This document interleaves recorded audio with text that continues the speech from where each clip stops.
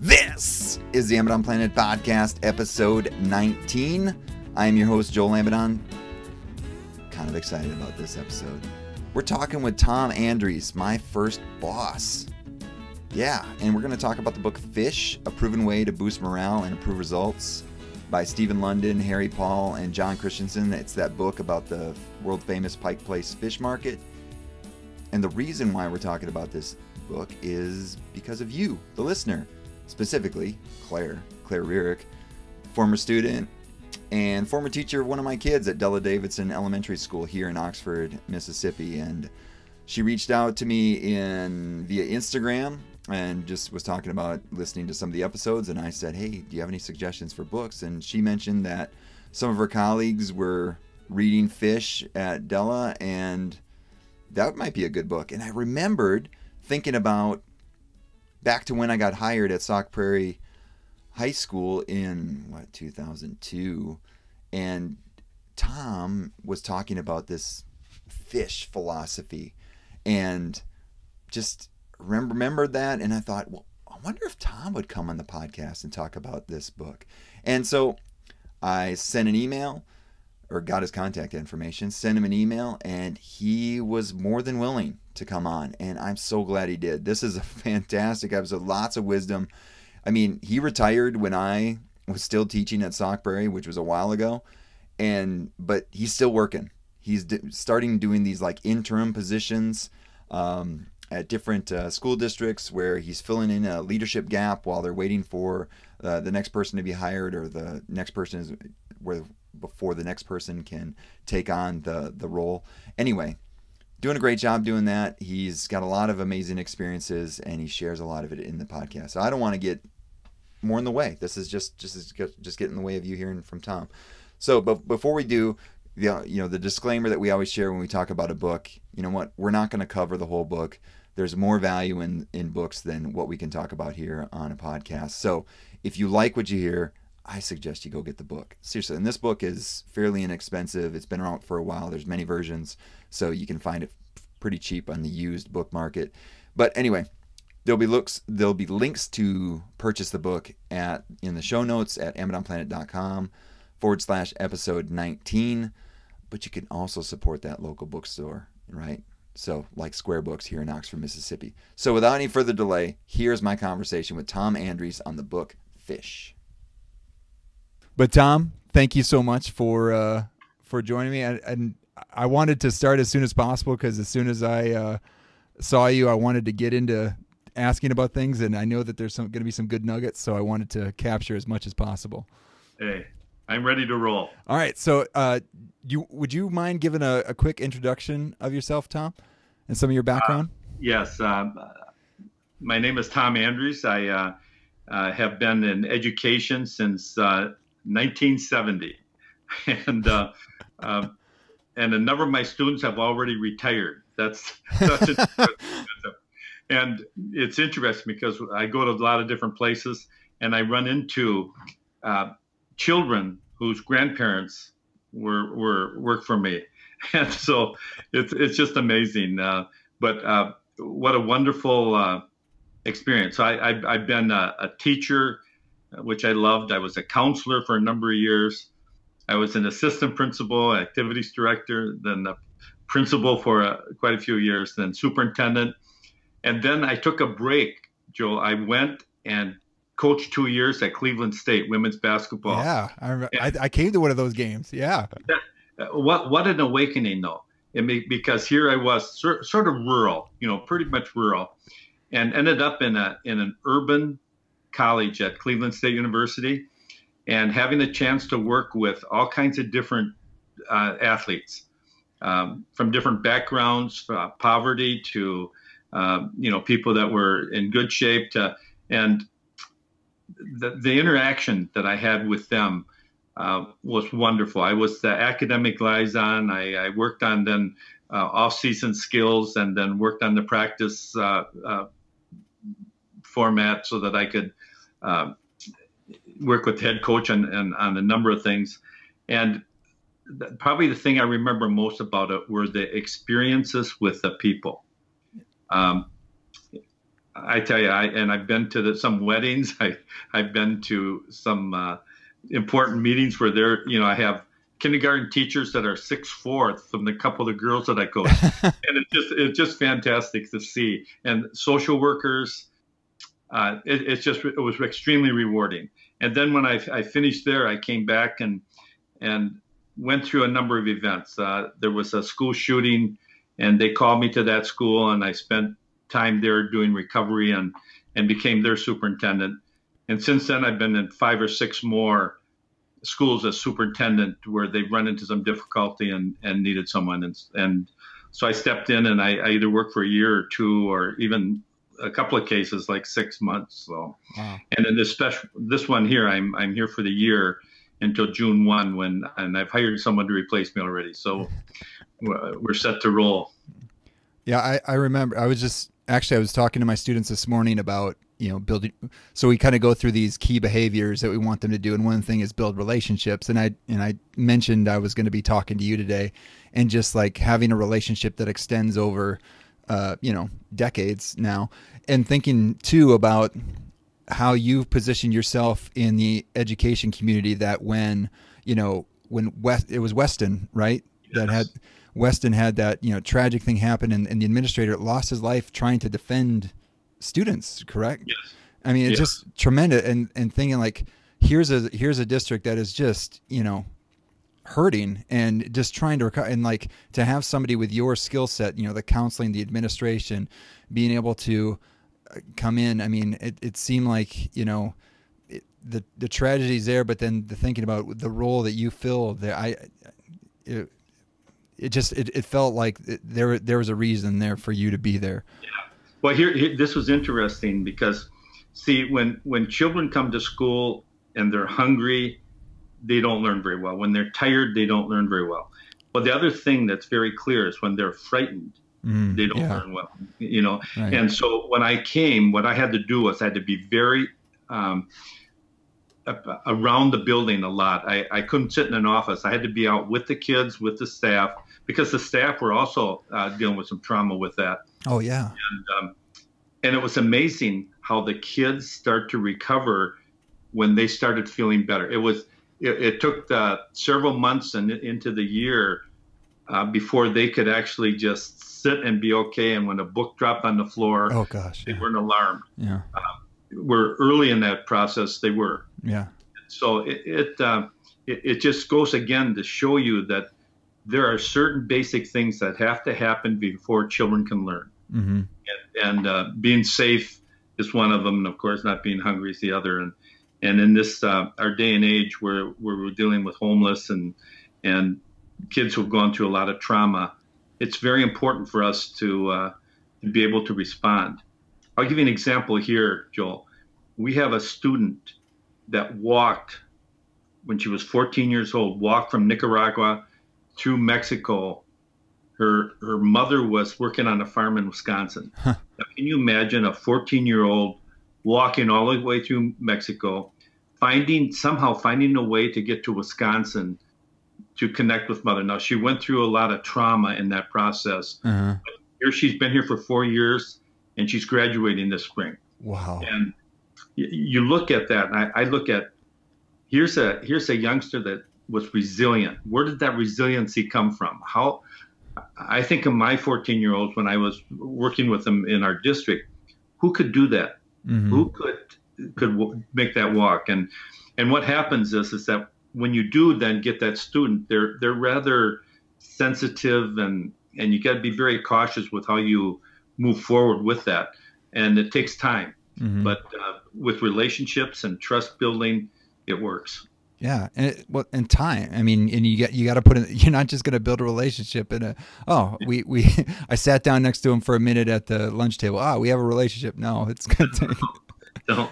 I remember even at Sauk Prairie, Joel, when you were there. You deal with issues, but what I found out was if I didn't build a relationship with the students and being out there, that when I go into the lunchroom and there was a misbehavior, I didn't have to go and get ornery with somebody. I could just look and say, hey, and they were okay. Yeah. They would respond. And when teachers and staff and administrators create those relationships, what happens is kids respond. Mm-hmm.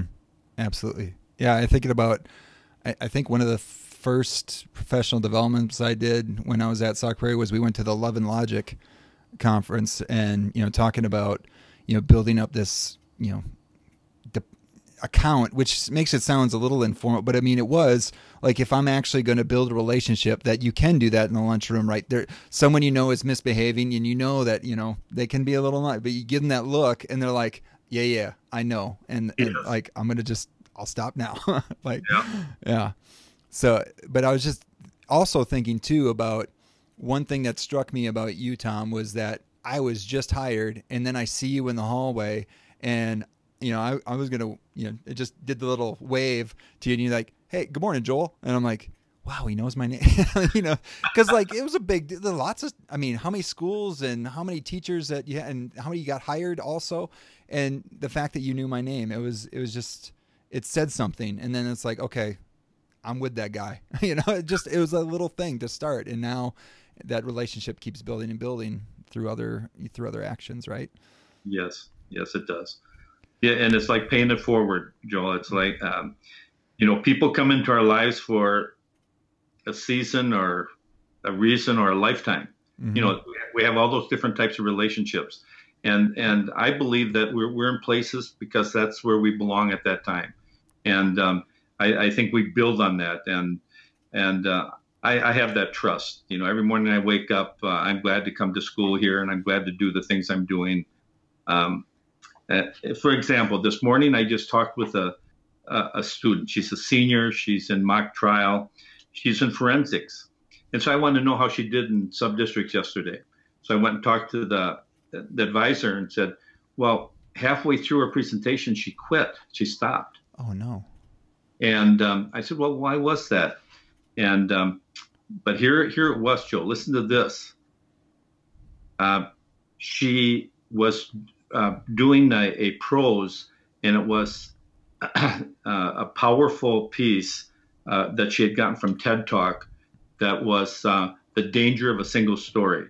I don't know if you're familiar with that at all. No. But it's a lady that was born in Nigeria that talks about if you live on a single story, you are discriminating and leaving a lot of things out. And she presented that in her first round. She got 23 out of 25 points, an excellent score. And then she stopped. And here's what she said to me when I went and talked to her today. She said, you know what? I just felt that I wasn't the appropriate person to share this piece because of what that person went through. And here I was using it as a prose. And I think it's deeper than that. And so she stopped presenting because of what she was feeling and the reflection she had. And you talk about a maturity in a young lady that can do that. It was powerful. And so I talked to her today, and I just said how proud I was of her, and I respected her decision and stuff, and good stuff. Yeah, like I'll give you a medal right now. Like you just wow, yes. you just won first place in my book. Yeah. Wow, that's a good story. And thinking about the amount of maturity there, that's just amazing. Yes. But I wanted to, I brought, and so I don't know if I mentioned the background for why I wanted to talk. Well, one, here's the dirty secret about this podcast is that I get a chance to then talk to these people that I admire for like 45 minutes of time, which you think now is really rare, yes. Unless, I don't know if you knew this, but I've been talking with Shane on the phone or in person ever since we started doing it way back when I worked at Sauk. So I missed this last Thursday because I was sick, but having like a consistent conversation with someone, that's pretty rare nowadays. And so I get this. So you're in on the secret that this is a good way to have just start a podcast. Yeah. But so I have a grad student who is now a third grade teacher, ended up being, actually she started with as my Starbucks barista, became one of my students in my math methods class, then was a grad student that worked with me to teach courses, and then became my daughter's third grade teacher. Her name is Claire Rierick. Yeah. So I'm like, I better have done a good job, And, but anyway, we were talking. She's been listening to the podcast, and I said, "Hey, do you have any suggestions of books?" And she said, "We've been talking about fish," and I'm like, "I remember fish," and it brought me back to when I first started, and someone said, "Yeah, I'm like, yeah, administrator seems to be pretty good. Yeah, he's really into fish," and and I thought you were into the band initially. I'm like, he doesn't seem like a fish guy. I'm like a fish head. But then it was this idea, and so I don't even know the background. Like, how did you become aware of this book, or I don't know, did you go to Pike's Place? I don't know. What was the background? Joe, it's an interesting story because I actually before the book was written, they actually did a thing. I think it was 60 Minutes, or it was a special, and I saw just a clip of it, and I said, that's very interesting, and it sort of slipped my mind for a while, and then the book was published. And I said, hey, I remember that. And so what I did was I contacted them, and I went out to Pike's Fish Market. And it's Pike's World Famous Fish Market. Yeah. Uh-huh. And they renamed it from Pike's Fish Market to Pike's World Famous Fish Market before they were world famous, because that was their goal. Yeah. And so I went out there, and I talked to the owner. Then I talked to the sort of the consultant that was helping them put this all together. Uh-huh. And so I spent a couple of days, but here was the real key. They had me work with them for a half a day, from 5 in.the morning till about noon. Uh-huh. And Joel, it was a crummy job. Yeah. My feet were freezing. My hands were cold from the ice, and carrying fish and putting it in the ice, smelly. Being a fishmonger just isn't a very attractive position. Yeah. So I said, what is this all about? Well, then about 9 o'clock, and they were supporting each other and encouraging each other, and we were hustling and getting the fish out, and they have these big long counters. Uh-huh. And they have it all filled with ice. You got to get ice for it. Then you plant the fish in it, and stuff.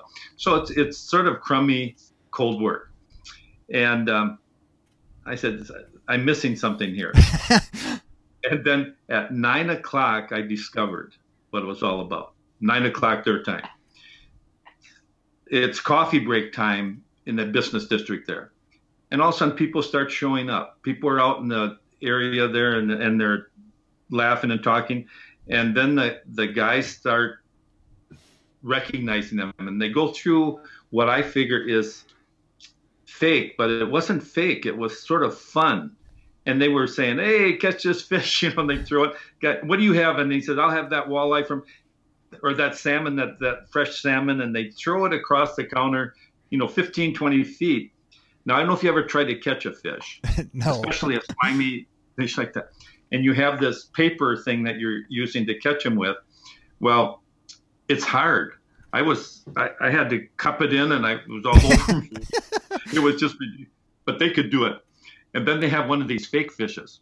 So they'll see somebody out in a group, and they'll say, hey, how about you? And they'll throw the fish out, and they're ducking it up, and it's just the fake cloth one.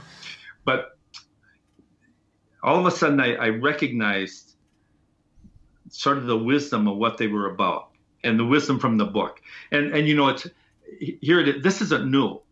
It's packaged in the Bible. It's packaged in all kinds of books. Jim Collins writes about the concept in Good to Great. You have Iacocca doing it with a manufacturer. Mm-hmm. You can go through a number of different people that have written about how do we make things better. And it wasn't about money.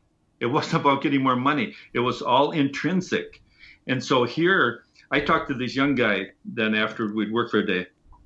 I says, well, what are you doing? He says, well, I stayed out a little late last night, but you know what I know is that when I come here, I have to have an attitude. If I want to work with this group of guys, I just have to have this attitude. And the attitude was sort of the foundation. He says, before I put my feet on the floor on the day, he says, I got to say, okay, I'm going to go in there and I'm going to have a great attitude. And that sounds like a simple thing. But I don't care what kind of job you do. It affects it. When I come to work here, if I don't have a good attitude, it just isn't, I'm pulling people down rather than lift people up. Right. And so when you look at the pieces, it's really interesting. They say, be there. And they use that concept, be there. and we hear it in the old things, how to influence people and friends, all those books that are self-help type of books, they all use the same sort of concept, but here they put it into practice. They have to sort of, and so being there is don't be thinking and daydreaming and looking at your phone and all this. Be there. Who you're talking with, who you're working with, be there. And then are you going to get hit in the face with a fish? Yeah. Well, and then they get into the play. And this was interesting because critics really pan this part of it. And see, if you look at play as just something silly, that's one thing. But if you could look at play as enjoyment, as doing something, like when I'd walk through the office and I say something funny, dishonored, we interact. That's part of play. It's that feeling that people get about being involved with you. I learned it also in coaching, is that there better be enjoyment in what you're doing, or you're going to start losing kids. Yeah. And so how do you find that? And what it is you don't end up being so critical. You start doing more encouraging and things, and honoring kids a little bit more. And in the classroom, here's an example. I was in a fourth grade classroom last week, and the fourth grade teacher was teaching long division, this in her way, the new way, whatever. And she said, "Mr. Andrews, how long did it take you to learn this?" Well, of course, I couldn't remember. I said, "Well, it probably took me about a week longer than it was taking these kids." And what she was saying to the kids and what she kept emphasizing was, it's okay to be frustrated because you're going to know how to do this. You're going to learn it. And so we're just going to keep working it and you'll get it. And here she was. These kids didn't know how to do it. And she was telling them, you will. You'll get it. And I listened to this encouragement. She was saying, it's okay to be frustrated because we're still going to get through it. Yeah. And so that type of thing. And then the other part that they did was make their day. And I watched this, and it was amazing. There'd be someone standing out there with a jacket that might have been from the Washington Redskins or whoever, and say, "Hey, I like that jacket. How much for it?" And stuff. And they'd start communicating back and forth. Say, "I like that." And or a lady will walk by, "I like your hairdo." They just made compliments, but they didn't just throw them at them. They looked at the person. They were there, and they made real compliments, not fake ones. So it addressed them.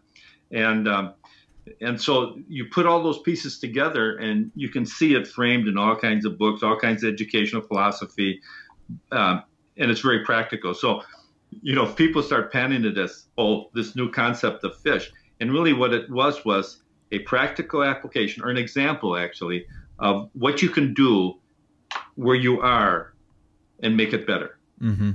And so it's sort of basic, but yet at the same time, it escapes us. We get caught up in the everyday stuff that can drag us down.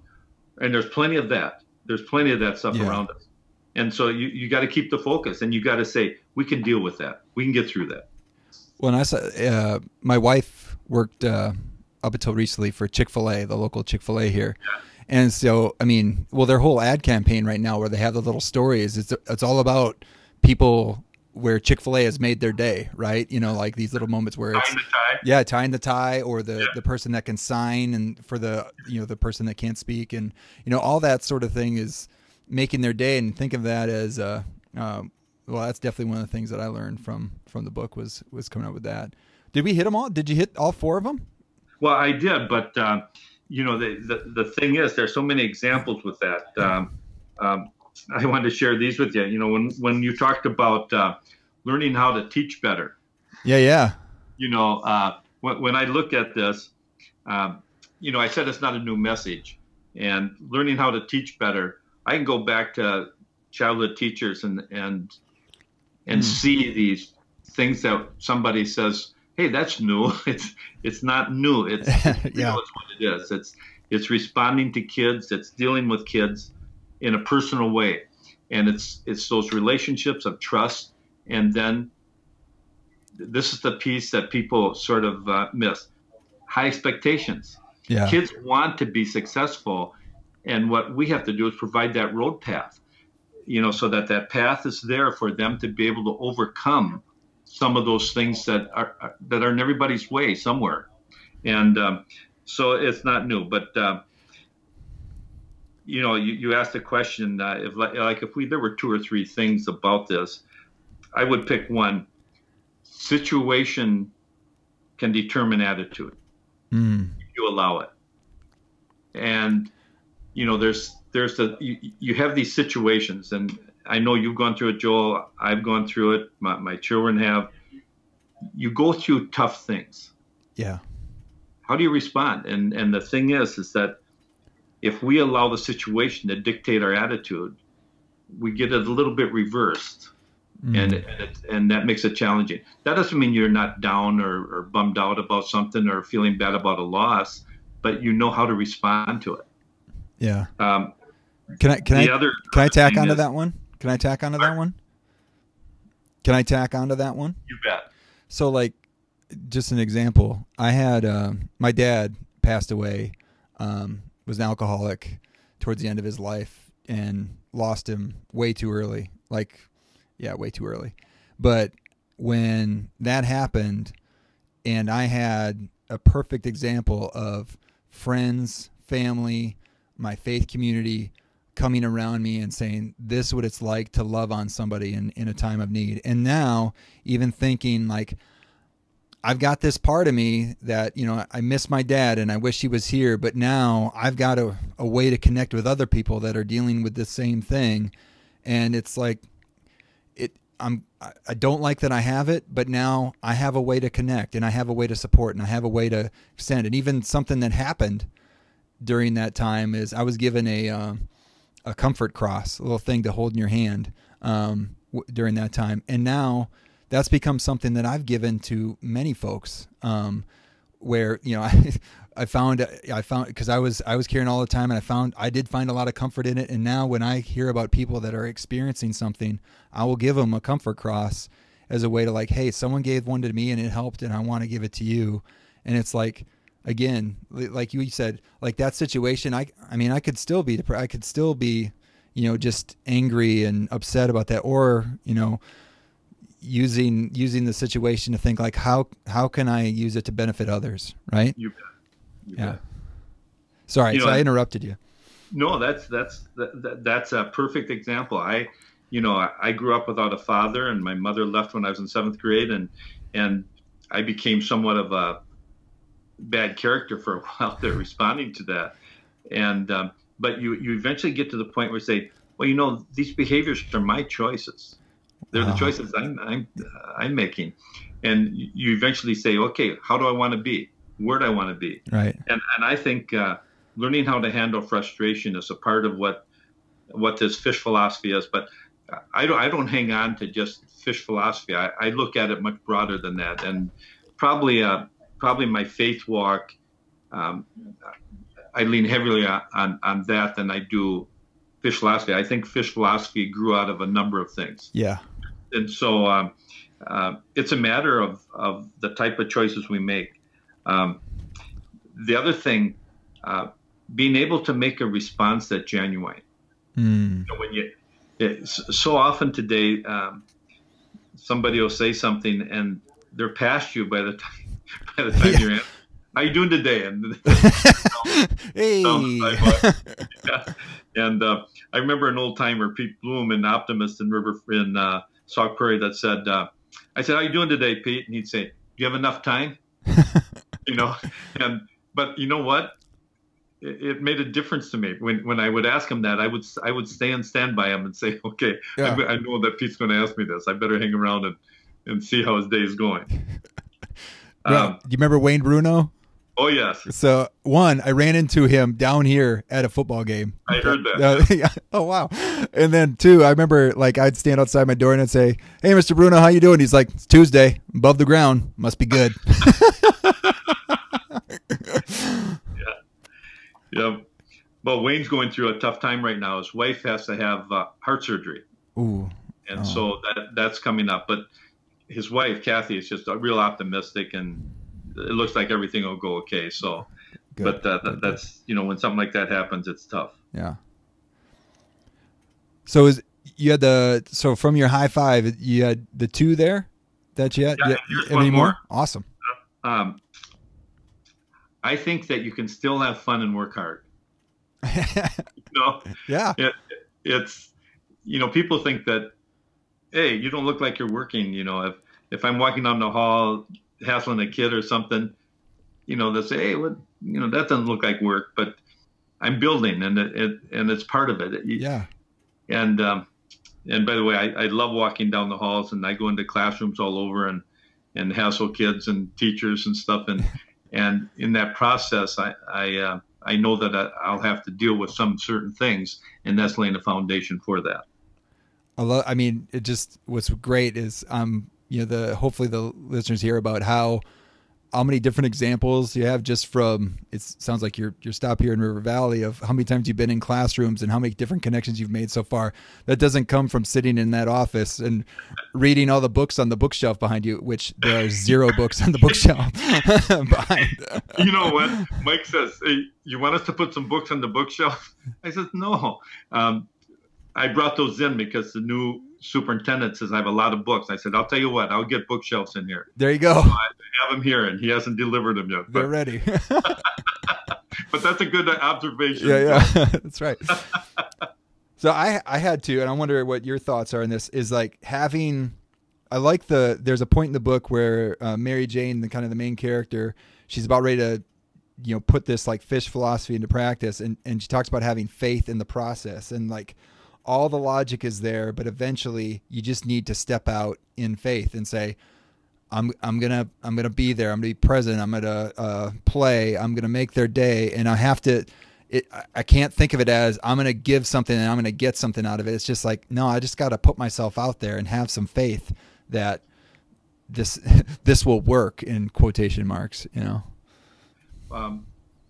you see all kinds of examples of that happening throughout. I don't know if you've heard of the book, The Other Westmore. Writing it down. It's about 2 Westmores. And late in life, he's writing this book, but the one Westmore is in prison, and they grew up both in the same projects. Oh, wow. And I think in Baltimore, but one is in prison, the other was a Rhodes Scholar. And they had the same type of foundation from family and stuff. There were all kinds of bad things happening. And the Westmore, who was the author and speaker, said, I want to know what was the difference. What made the difference? And because he said, I made my share of mistakes during that time, and so did he. And there were 2 very interesting comments. One was, we don't know when we're going to get a second chance, or if there will be a second chance when we do certain action. Second is that my mother made me go to this certain school and was very adamant about it, and I ran away and they picked me out. Anyway, he says, she stayed with me and made me follow the process that she had a picture for me. I didn't have the picture, she did. Huh. And eventually it clicked and stuff, and he made it. But the 2 Westmores talked about that, where the first one didn't have a second chance. Mm-hmm. This one did.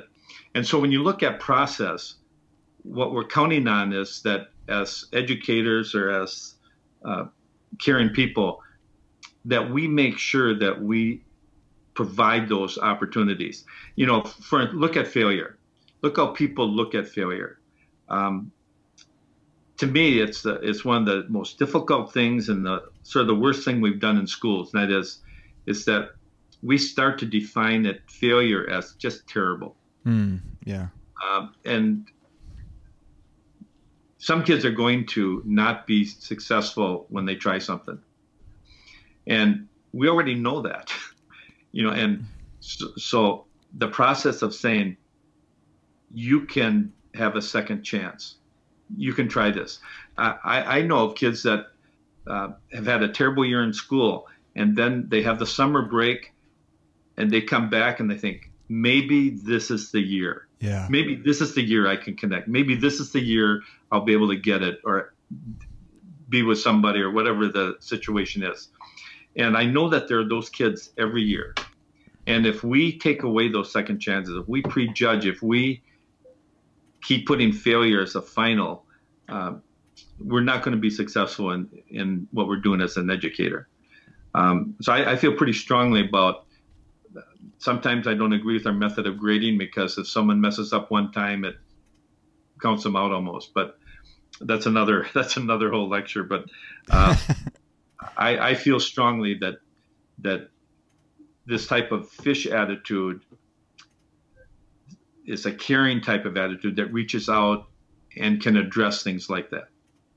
And I run into many of my former students. Sometimes it's embarrassing and because of how I acted or treated them, but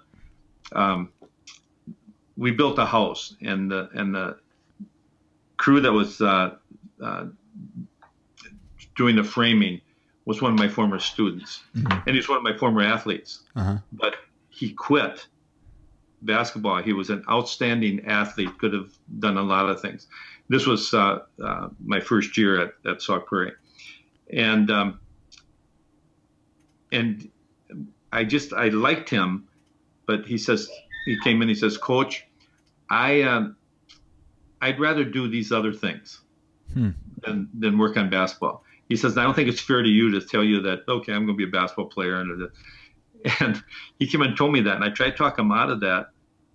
And he said, no, this is the right thing. And so we had a discussion when he was framing the wall, and he became an excellent builder. He's making much more money than I am. Yeah. And he's an excellent builder. And it made me reflect on my expectations for a kid as compared to where they were going and how I could support what they were going to do. Yeah. Very interesting. Yeah.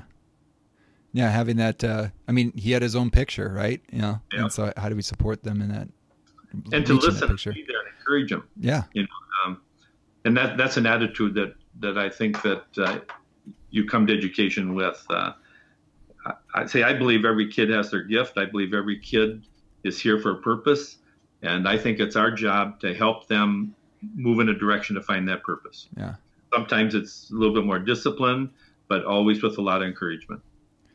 Well, that kind of leads to my next one. This will round out our high five. Is there's something about having a word or thought budget, like having like a zero-sum budget. And so like if the more you think about and your team is thinking about or talking about these sorts of things, like just the fish philosophy or basically positive things, the less time or effort or words that you have for all the negative stuff, right? If I'm thinking about how can I make this kid's day, I'm not thinking about, well, why didn't they do their, they're not going to do this right. They're going to do this homework incorrectly. Like if I'm thinking positively, I can push out space for that negative stuff, and that's unproductive, You bet.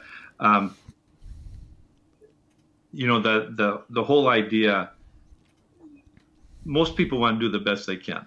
It's a thing. It's how they define that and how they look at it and so as educators, how we guide that. And, kids come from all kinds of different families, backgrounds. They come from situations that are way beyond what we sometimes even comprehend. And you look at the abuse and stuff, and sometimes the only place that they can get that positive, the only place that looks reasonable is school. Mm-hmm. And now that isn't a lot of kids, but you have those kids in your class. And so if you're teaching to all these other kids and miss that group somehow, I think it's something that we have to address. And so the teacher responsibility is huge. I mean, I look at as I walk through the buildings and stop in classrooms, how they try to reach those different levels of kids, the different backgrounds of kids, with encouragement. And I can go back to even when I was in school. We had this kid in school that sat in the back of the room, was disruptive and stuff. a number of years after we graduated, I ran into him, and he's in a three-piece suit. He was there, and I said, Larry, what in the world? He was a very successful insurance salesman. Mm-hmm. He found where he was headed. Yeah. And so my judgment, sorry to say, was that he wasn't worth it. He wasn't going to make it. And so those types of things, if we can keep that in a picture that kids are defining themselves all the time and they need our encouragement, our support. And that might include sometimes stopping them and saying, hey, your behavior isn't appropriate. What type of behavior would be better? Right. Yeah. And that's hard to do. You're teaching a whole class and a kid is disruptive. It gets you ornery. Right. Yeah. And so you stop for a while to make sure that you're interpreting whatever is happening the best way you can. Mm-hmm. So in the previous episodes, I had an opportunity to talk to Gloria Ladson Billings, who was she coined culture relevant pedagogy. She was an advisor at Wisconsin, and she was talking about the last MLK celebration that she went back for. She lives in Florida in the wintertime now, but came back for it in Wisconsin, and was talking about on the cover of the brochure for the celebration, they had a picture of Martin Luther King, but not the ones that we would figure, but the one of him like in his high school graduation picture, because and she's like, this is what you want to see. This is what you want to think about when you look into a child and think like, what might they become? What might they do? Versus, yeah, you're disrupting the class now, but how do I interact with this person if they are just a huge change agent in the future? Like, what might I want to say? How might I want to help them now in order to reach those dreams, rather than, oh, you're not going to result to anything. Yeah. Yes. One of the other things, Joel, that came to mind is you asked a question, what would you do different? Yeah. After you read the book. And the one thing I would have done, and I wish I would have learned it sooner, is I would have framed my own failure differently, but also failure of others. But personally, how tough it was when I failed. And I was, let's take athletics, for example, that in one area, it was a challenge in college athletics, because the expectation was it doesn't matter if you're injured, it doesn't matter, that you have to perform. And I remember not performing well and being pulled from a starting lineup. And my attitude was such that it was significant failure, and I end up with a chip on my shoulder, sort of battling that and saying the coach was unfair. This is, rather than just sitting back and saying, okay, where am I and why did that happen? To be able to frame failure differently for ourselves, especially. I think we can look at others because it's not as intrinsic, it's not as close to you. But when we look at our own failures, it is challenging. You look at people who end up in a divorce, you look at things like that, and how powerful that feels to a person and how depressing it can be. And to be able to frame that so that you can move on in life, that's the one thing I in the book that I thought, if you trust in this type of process, if you walk that path, you're going to be able to get through it. You're still going to be bummed. You're still going to say, hey, I'm hurting because I loved her, or loved him. Mm-hmm. And it's a matter of how you frame that. And I think I would have framed it, and it would have helped my athletic teams a whole lot more if I would have been able to do that, because I would be bummed out for several days after a loss, instead of saying, okay, that one's passed. We did this. Now we're going to move on. Yeah, exactly. I had something very similar for what I would have done differently. I mean, I think I figured this out finally, but took a long while. This book could have helped sooner. It's just that choosing how to respond, like that choosing your attitude, because I kind of let circumstances dictate how I felt or how I responded in my classrooms at times. And it's like, you know what, I could have, not been fake about it, but like said, you know what, despite the circumstances or whatever's going on, I need to be there. I need to be present. I need to be in my game for these kids because they're counting on it. Right.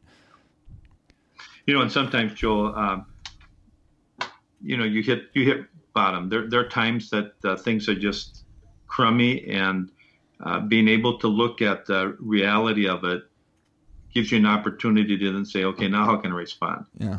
But you have to look at the reality of things as well, because, and I don't think fish is Pollyanna. And the reason I say that is I worked in that fish market to get through that, and to stay with it, to just stay with that whole process. Mm-hmm. And pretty soon it becomes the way you think, the way you live, it's a positive thing rather than being such a heavy thing. So I think that the process is worth it. Yeah. So what's something maybe you, after you had this experience and got the book, and that you had done differently after, or you since reading the book? Well, here's what I would say is I think it helped me in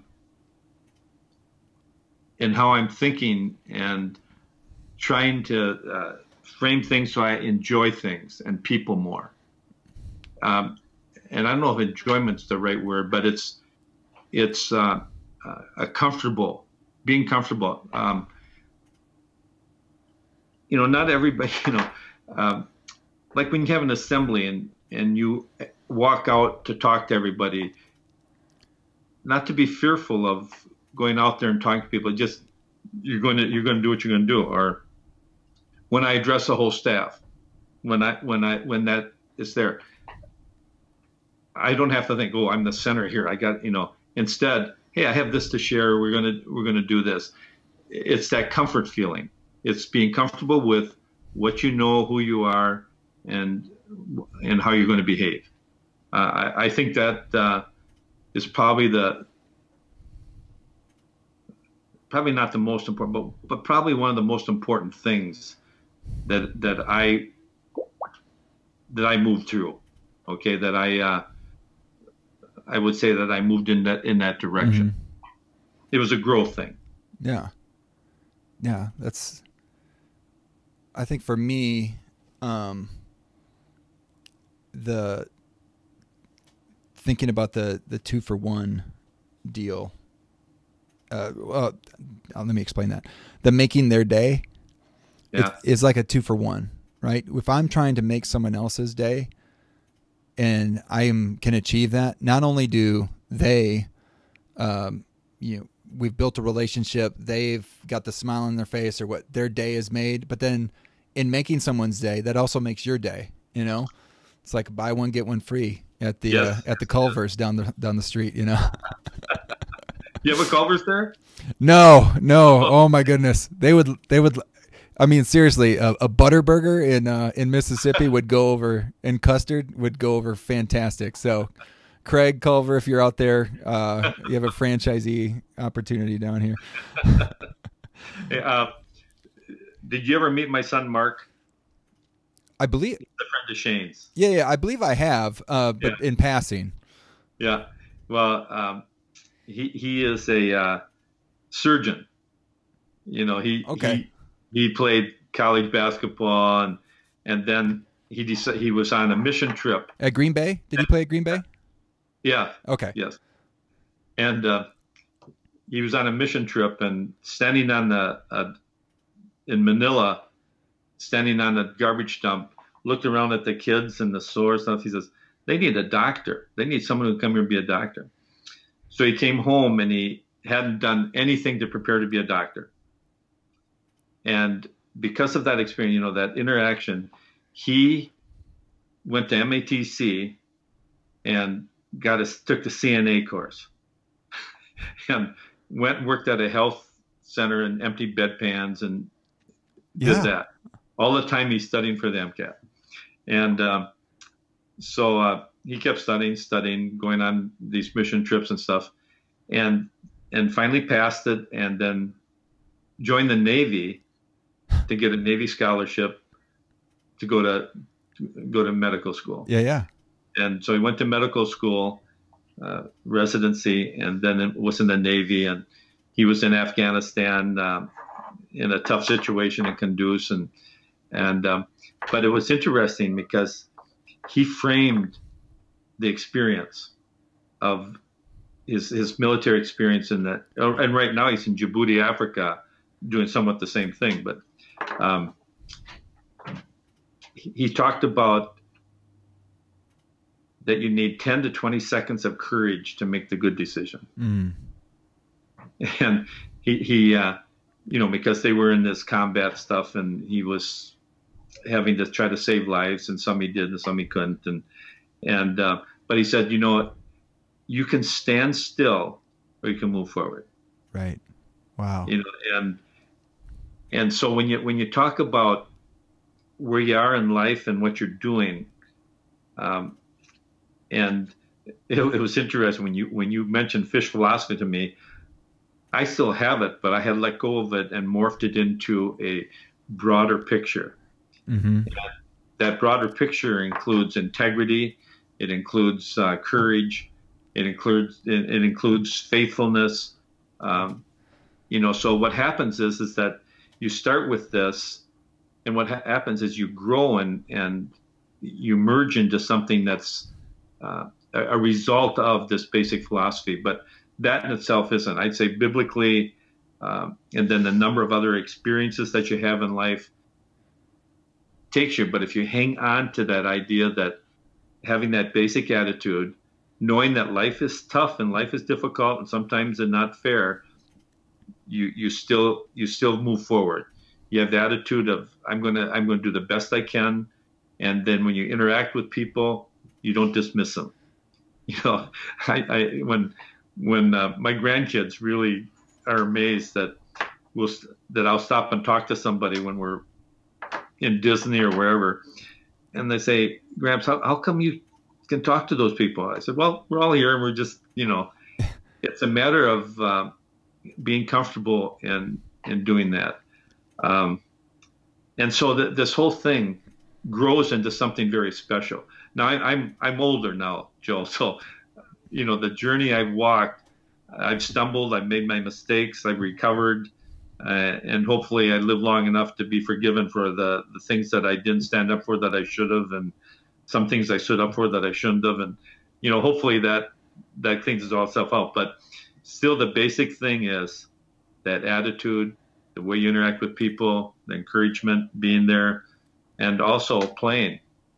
Yeah. Having fun. Yeah. Well, I told you how much time this is going to take. I know we've taken a little bit more than that, so I do appreciate it. But I wonder if you'd play with me just a little bit longer with, Okay. Do you have the idea of, I talked about summing it up for a 7-year-old, given you have grandkids, like what would you like, and again, we talked about fish philosophy. It's more than that, and you've thought about beyond that, but how would you capture it for a 7-year-old? So I've got my little Jackson. He's a 7-year-old. He would Okay. love interacting with you. Yeah, and here's what I wrote down, Joe. Is how I am thinking helping me enjoy life and things and people. Wow. I like it. So, I'm not even gonna try to. I'm gonna go with that one. That one's mine. I'm gonna have a Tom Andrews quote on that one. okay. Well, and I do want to. I mean, as we wrap up, and I did. I did a little Googling of you, and I saw that you write a letter to the Cap Times about education this past summer. I think At some point, I've been writing to different people. Yeah. But I mean, like when you talk about standing up and not only choosing your attitude, but choose what to stand for and choose to take an action like that, of writing a letter to the paper and saying like, hey, we need to stand up for our schools. Schools are really important. And that the fact that you're doing these positions. And I just remember, I have a fond memory of when we lost our principal, left in the middle of the school year, and you came in to take over while we were in the hiring process. Do you remember that? Yes. Okay, so I remember, so we could have sat there and said like, oh, why did he leave? What, and focused on the past. But I remember going into a room, and I don't know why we were in this room, but we come into like the conference room, and you basically sat there and you kind of had this grin on your face, you put your elbows on the table, like, all right, I'm here for a bit. What do you want to do? And it was totally, no, we're not looking backwards, like taking the kid's face and pointing them to different, no, we're looking this way. We're going to go forward. We're not going to get worse in this situation. We're going to get better. And that was, it kind of captured this whole book in a moment and why I wanted to talk to you. And you just delivered fully in this conversation. I appreciate it.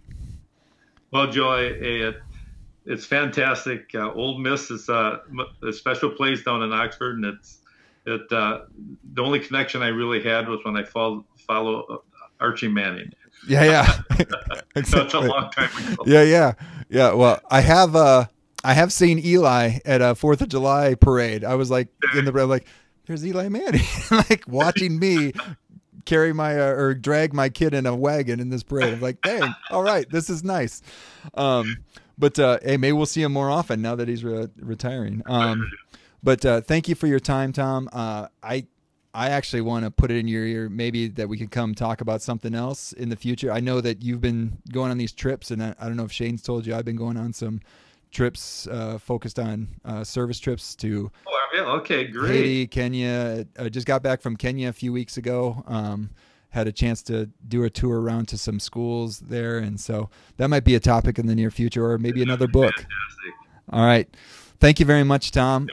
Joel, it's my pleasure, buddy, and you take care and keep doing the good work. All right. I appreciate it. Thanks, Tom. Bye. Bye-bye. Wasn't that good? Seriously, wasn't that good? It's okay. Go ahead. Rewind it if you want and listen again. It's that good. So glad that Tom was willing to come on and share his wisdom. So glad that Claire was willing to make the recommendation. And that's kind of cool. It's kind of cool that we get to do this little interaction between audience and what actually goes out on the podcast. So again, engage, give me suggestions, and we'll see if we can make it come to life here on the podcast.